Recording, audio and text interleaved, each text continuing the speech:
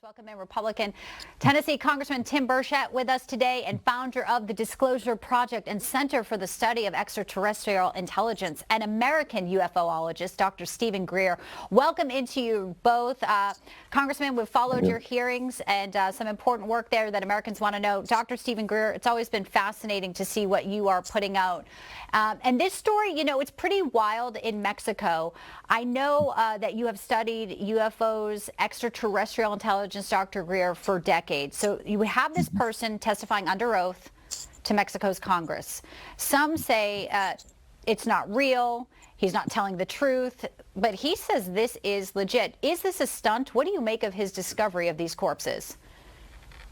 Well, we first learned of this about 7 years ago, and honestly, I have not been able to get a copy of the report on the genetics, which is the only thing that's going to matter is the genetic analysis. But I would like to remind everyone, we don't have to go to a 1,000-year-old corpse. I have people in the Disclosure Project who have directly handled extraterrestrial material, including craft and bodies, that are in the archive we have, which we have provided to members of Congress and also to the White House and the Pentagon and the Aero Office. So it's we're still a little mystified as to why those top secret witnesses have not yet appeared before a panel or a subpoena, as opposed to some of the secondhand witnesses that have appeared. So that's a great question. Far as this, yeah, it is an important question, because we have over something like 7 terabytes of data that we have already provided to the U.S. government. We're wondering when they'll get around to investigating all of it. Congressman Burchett, do you have any answers to that? I know you've been working hard. You did some, congressional testimony with the whistleblowers just a short time ago. Where's all this evidence that Dr. Greer says, and can you make it public for us? Well, the truth is that the U.S. government doesn't want to disclose this. NASA, in this lengthy report that said very little, in the first paragraph, basically they asked for more money, and that's what's driving all this. They don't want to find an answer to it. They know the answer. All I want is them to release their files, and I agree with Dr. Greer. I think this stuff needs to be made public, and it should be. I have an agreement from Speaker McCarthy that we will hold another hearing. I guess that's good news.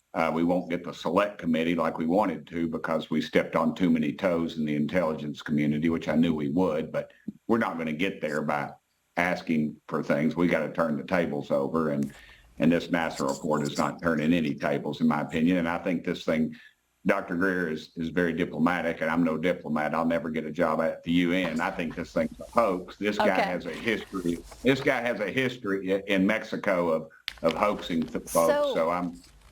And there's better research out there. Okay, so this is a hoax, but it gets us talking about it, and it gets the pressure that people do want to know what is happening. A final question. I'll give you each 20 seconds because we're a little tight on time, and we'll definitely have you back. But is there a concern that how people would react in society if we were to find out indeed that yes, alien life is existing, and this non-human intelligent life is possibly still among us? Dr. Greer, to you first.